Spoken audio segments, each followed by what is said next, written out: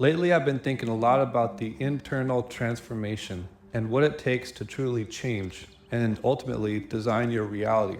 The thing is, it's not necessarily a hard thing to comprehend because it's kind of about just going in the direction of what you want. Now, what you want is this entirely other thing, which is probably not all what you want actually, because there's things that you can't even dream of yet, or there's things that you want that are kind of like false wants, or things that you think you want, but really want something else. Internal transformation is kind of this dynamic unraveling of yourself through time.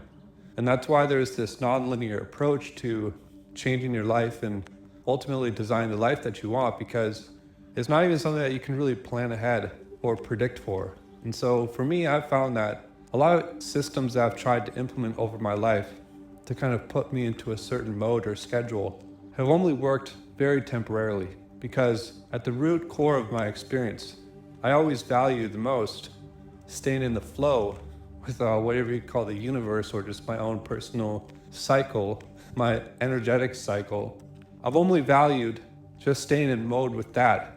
And the more that I've learned how to cultivate the energy of that and just stay within that zone, a lot of the tasks and other sub modes that I have to step into in order to implement that next phase of my life tends to just fall in place more and more, really each day that I embrace that.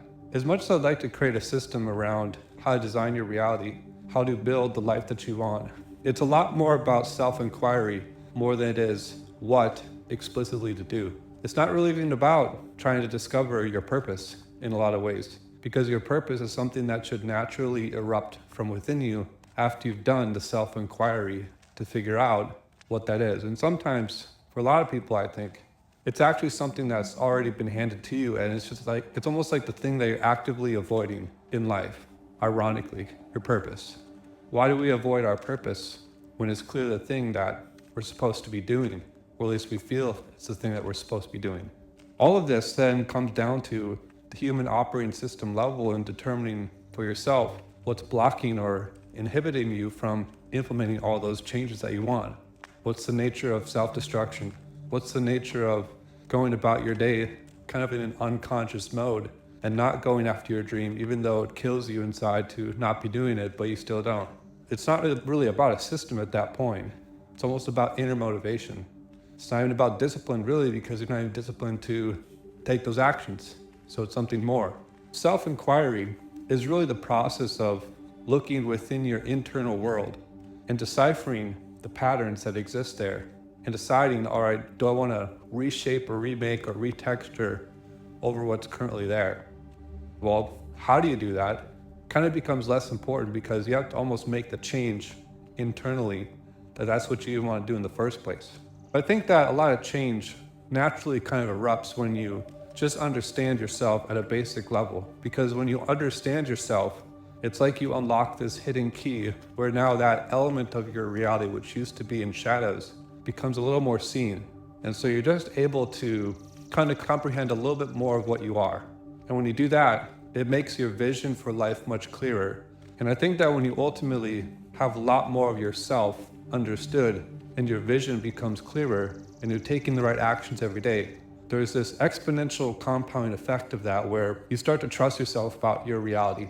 You start to trust yourself about how well you're making decisions, about how well you're actually looking at the things around you and determining what to do, and then it ends up working, and you prove to yourself time and time again that, all right, I'm clearly making good decisions here, and I don't know how that happened, but it's happening now, and so I can kind of move forward with that. And you just learn to live within that rhythm, within that flow of reality. And once you do that, all the other secrets to the universe, all the secrets to yourself, those hidden compartments, those inner modules, all of those little layers to your own human operating system, and the spiritual operating system, the mental operating system, all of it kind of starts to work together. And you just start to understand life a little bit more.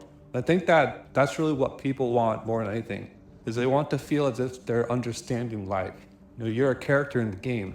This game of reality, there's a lot of confusion right now about what to do in the game. How do you play the game? What missions? Why would you do those missions?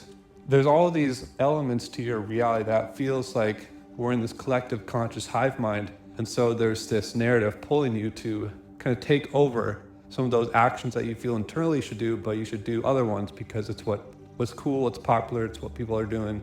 But I think all of this starts to really deny the self-experience at its core level, in that you're an individual, and so you obviously should be doing what you individually feel and can perceive what you should be doing. And I think that's the purpose of reality in a lot of ways, is at the root of it. The reason you are a singular thing is because you have a singular mission that is different from everyone else in their mission. And everyone else has their own singular mission. And all of it together kind of pieces together the circuit board of reality. And we're all meant to do something specific here. So when it comes to designing your reality, like I said, it's not like it's a hard thing to comprehend. It's not something difficult to decide for yourself, like, okay, what is this thing and how do I do it and what's the system? It's a lot more about the self-inquiry layer.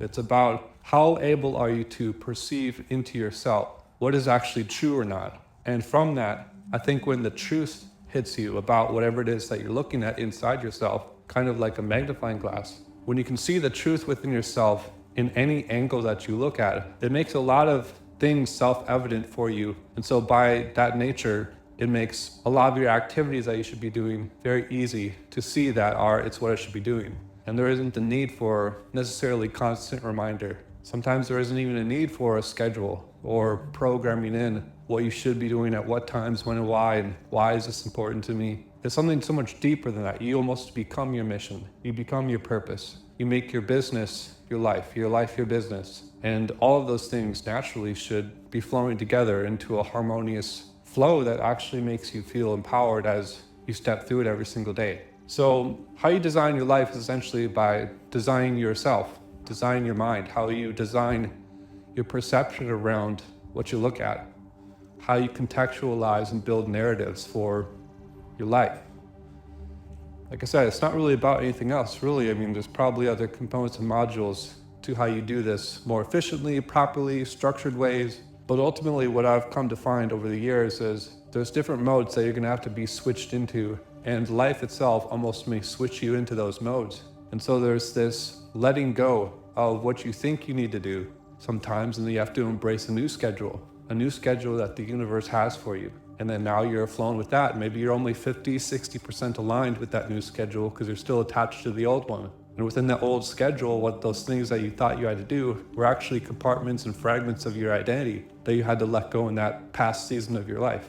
But then you think you need to heal from that thing rather than just move on. Reality designing is all about looking at yourself as if you're a dynamic machine that you don't even understand yet. And the whole purpose of it is to understand more and more of its components. So there's naturally this detachment layer to even looking at your reality as if like you are this singular thing in a way, because you're always this thing that's growing. And so we're always mysterious to even your own self as to how you actually operate. It's almost like something that you hope and aim to understand at some point, but you have to embrace in the now that it's not something that you actually understand at all. You're only learning how to understand the things that you can know for sure. And if you're honest with yourself, there's not a whole lot of things that you actually know for sure. And that's where most people find themselves in trouble, is they think they know a lot of things. Really, when it kind of comes down to it, if you were to inquire them about anything that they know, they probably know like 30% of anything that they think they know about. With more knowing comes confidence. With confidence comes the ability to embrace your work. And when you embrace your work, that's when you create better work. And when you create better work, you're able to look at yourself and be like, all right, I'm capable of creating good work now. And then you feel confident even more. And you become competent in the world, and your life starts to be pieced together. People want to know you. Things in the game start to become more aligned with that life archetype that you're stepping into now, because while you're kind of starting to define for your own reality what you are, and by definition, other people are able to see more of those imprints that you're making in your reality. It becomes obvious what you are because you're becoming that thing more and more. So it's about shaping the foundations of your life.